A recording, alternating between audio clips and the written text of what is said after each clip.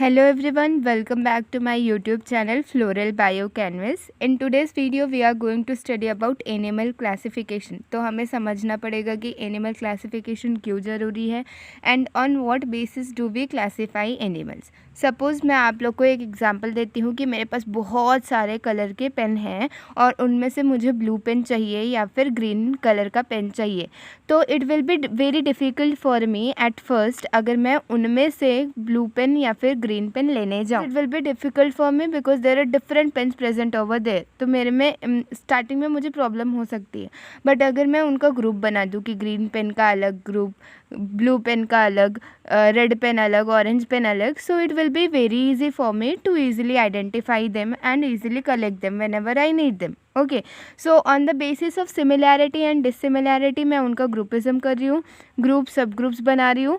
That leads to classification. Similarly animal classification में भी हम यही करते हैं कि जैसे बहुत सारे एनिमल्स हैं, बट अगर मैं एक एक को पढ़ने जाऊँ तो it will take entire life और मेरी लाइफ ख़त्म हो जाएगी, बट मैं उनका स्टडी नहीं कर पाऊँगी. सो on the basis of similarities and dissimilarities हम एनिमल्स को ग्रुप और सब ग्रुप्स में प्लेस करते जाते हैं, जिसे हम स्टडी करते हैं under animal classification. Now there is a small topic in general that we have studied. It is a basic we have studied, like living organisms are subdivided into prokaryotic and eukaryotic.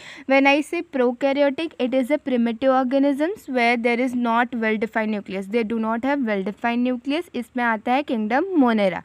When I talk about eukaryotic, तो eukaryotic is having two subgroups, that is unicellular organism and multicellular organism. Unicellular organisms with single cell and multicellular organisms whose body is made up of many cells. Their body is made up of many cells. Unicellular organisms में आता है kingdom Protista. Multicellular subdivided है two groups में, that is with cell wall and without cell wall. If I say with cell wall, so it is subdivided into autotroph and heterotroph. Autotroph मतलब जो अपना खाना खुद बनाता है, तो उसके अंडर आ गया kingdom Plantae, all kinds of plant. And heterotroph when I talk about, तो heterotroph में आ गया kingdom Fungi because it depends on other organism for its food. Now next when I say multicellular organism without cell wall, जिसके पास cell wall नहीं है, तो उसमें आता है किंगडम एनिमेलिया. तो हमको किंगडम एनिमेलिया का दो कैरेक्टरिस्टिक्स याद रखने हैं. पहला तो वो मल्टीसेलुलर ऑर्गेनिज्म है and it is without cell wall. Okay, now let's proceed further. So as we saw that the formation of groups and sub groups of animals depending upon their similarities and dissimilarities is known as animal classification. Now let's see kingdom Animalia. It is subdivided into subkingdoms like subkingdom non-chordates and subkingdom chordate. Non-chordate में उनके पास notochord absent है. Notochord means it is a rod-like structure which gives support to the body. It is absent in non-chordates. When I talk about chordates, तो उसमें notochord present है. That is rod-like structure which gives support. So it is present in chordates. Now non-chordate is further subdivided into different phylum. That is protozoa, porifera, cnidaria, platyhelminthes, ascahelminthes, annelida, arthropoda, mollusca, echinodermata, hemichordata. Okay, but when I talk about subkingdom chordate, so it is subdivided into three, that is known as urochordata, cephalochordata and vertebrata. Now vertebrata is subdivided into 5 classes, that is cyclostomata, pisces, amphibia, reptilia, apes and mammalia.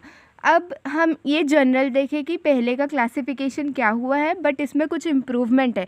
तो कोई भी like जैसे जो protozoa है वो अभी recent animal classification में नहीं है because it is unicellular placed in other groups. So now we have to study this classification, we have to study the recent classification which is updated and इनकी study हम one by one detail में करेंगे बाद में. But now we have to understand like what is the classification and on what basis do we classify them. So the criteria and basis of classification, मतलब कौन से criteria पे हम classification करते हैं उनका। सो पहला है लेबल ऑफ ऑर्गेनाइजेशन और grade of organisation. The first one is लेबल ऑफ ऑर्गेनाइजेशन और grade of organisation.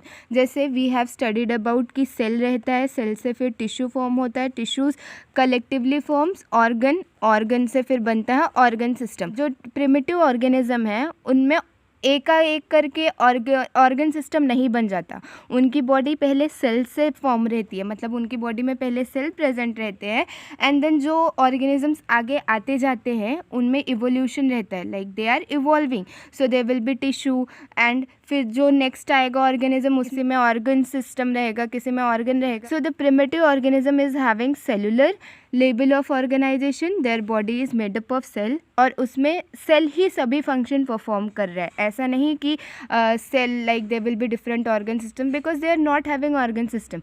So cell is undifferentiated and it is responsible for performing all functions in the body, there in their body. Now example porifera इस group में आता है। porifera is having cellular label of organization. When I talk about tissue label of organization, तो tissue मतलब जब cells collectively group form कर लेते हैं, when cells come together they form tissue, और ये कौन दिखाता है, Cnidaria and Ctenophora comes under tissue label of organization. After this we have organ, like tissues collectively they form organ. अब क्या होगा, इसमें ऑर्गन सिस्टम एब्सेंट है, they are not having organ system but they are having organs, so it is found in this level of organisation is found in Platyhelminthes. After this organs collectively form the organ system and ये level of organisation हम देखते हैं Aschelminthes थे up to the Chordata.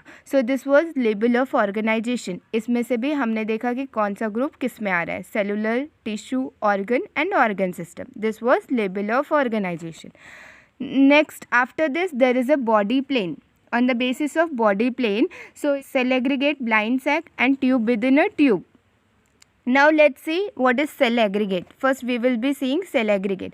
अगर मैं बोलती हूँ cell aggregate मतलब बॉडी में जो हमने देखा कि बॉडी में टिश्यूज़ वगैरह फॉर्म नहीं हुए, इनकी बॉडी सेल्स से बनी हुई है, cells are not, they are not arranged properly and it is found in Porifera.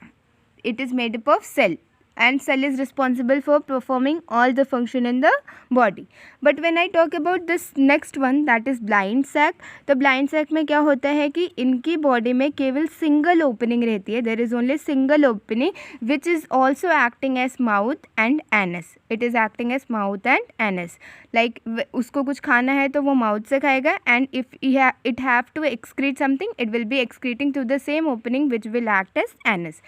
The third one is tube within a tube, मतलब इसके पास जैसे दो ओपनिंग रहेगा, one will be acting as mouth and one will be acting as anus.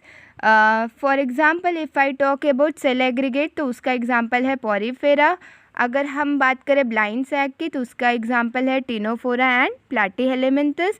अगर मैं बात करूँ tube within a tube तो इसका एग्जाम्पल आ गया एस्काहेलमिन्थस से up to the Chordata.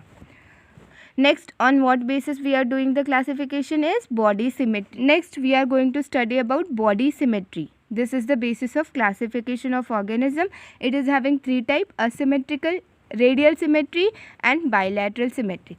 When I talk about asymmetry, तो उसमें क्या होता है कि it cannot be divided into two equal halves from any of the plane. Like अगर कोई भी ऑर्गेनिज्म है तो हम उसको किसी भी प्लेन से इक्वल हाफ में डिवाइड नहीं कर पा रहे हैं, तो वो किसके अंडर आ रहा है, असिमेट्रिकल के अंडर. Asymmetrical example is Porifera. Now when I talk about radial symmetry तो इसमें क्या होता है कि organisms can be divided into equal half through any plane, मतलब उसका कोई भी प्लेन है, ऑर्गेनिजम्स को हम इक्वल हाफ में डिवाइड कर पाते हैं. So it is radial symmetry. Example is of Cnidaria, Ctenophora and adult Echinodermata में हम उसको किसी भी प्लेन से through any plane we can divide them into equal halves. Now after this we have to study about bilateral symmetry.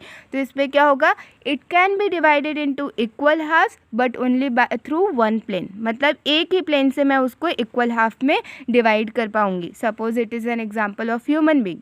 हम अपने आप को बस एक ही प्लेन से इक्वल हाफ में डिवाइड कर पाते हैं, that is bilateral symmetry. So we saw the body symmetry, that is asymmetry, radial symmetry and bilateral symmetry. Asymmetrical में हम उसको किसी भी प्लेन से इक्वल हाफ्स में डिवाइड नहीं कर पा रहे. रेडियल सिमेट्री में हम किसी भी प्लेन से उसको 2 इक्वल हाफ्स में डिवाइड कर पा रहे.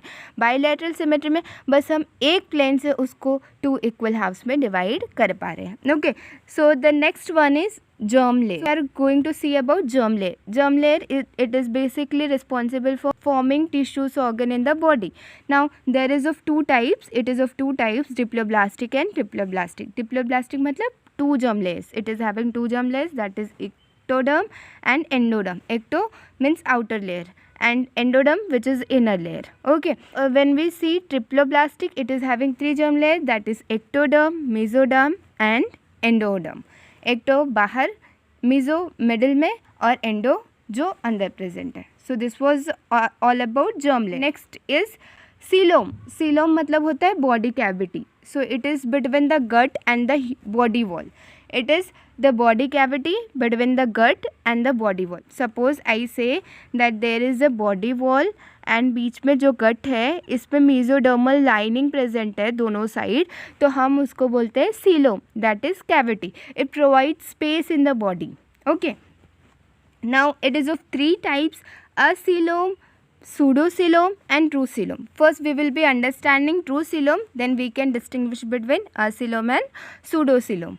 Now when I talk about true coelom, तो इसमें क्या है, it is a coelom cavity between body wall and gut. तो मतलब गट हुआ ये, बॉडी वॉल बाहर का ले. First we will be understanding true coelom. True coelom में मतलब बॉडी वॉल प्रेजेंट है और अंदर गट प्रेजेंट है. इसमें क्या होगा, मेसोडर्मल की लाइनिंग बॉडी वॉल पे भी प्रेजेंट है and it is present towards the gut also, and in between there is a space generated that is known as coelom. That is known as coelom और इसी को हम true coelom बोलते हैं. But असीलोम में क्या होता है, इसमें मेसोडर्म प्रेजेंट ही नहीं है, तो इसमें कहीं पे भी स्पेस जनरेट ही नहीं होगा.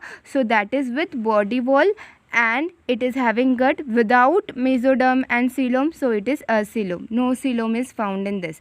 When I talk about pseudocoelom, pseudo means false coelom. So what I said, body wall है और गट है, तो मेसोडर्मल की लाइनिंग एक तो बॉडी वॉल की तरफ रहनी चाहिए और दूसरी गट की तरफ. बट इसमें क्या रहता है, मेसोडर्मल जो रहता है वो पाउचेस जैसा स्ट्रक्चर फॉर्म कर लेता है, that is forming pseudocoelom. Therefore it is coming under pseudocoelom. So it was all about coelom. Okay, coelom.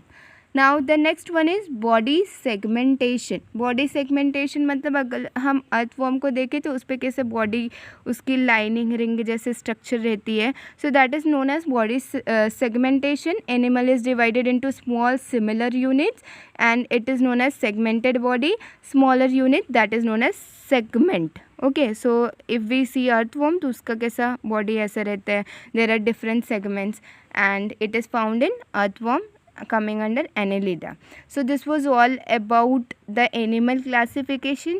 In general we saw on what basis we are doing the classification, and in next video we will be studying about like what are the phylums included. In detail we will be doing each phylum or we will be completing this chapter. Hope so this video was helpful to you. Please hit the like button and subscribe to my channel for more new videos. Thank you.